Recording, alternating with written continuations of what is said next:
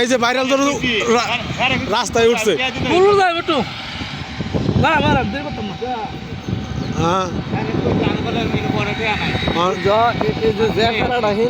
তাহলে 20,000 টাকা মারছে কেটা কালকে গেছি না গেছি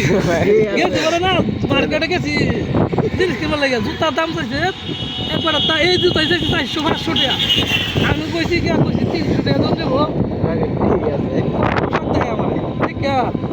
পরে তো বেড়া কি না 300 টাকা দিন দেখো না আমি বাইরে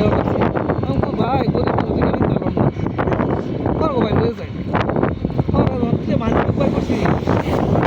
টাকা কাঁচা যে 1000 টাকা করি আসতে পারবে না 300 টাকা দরজা তাহলে 500 টাকা 400 টাকা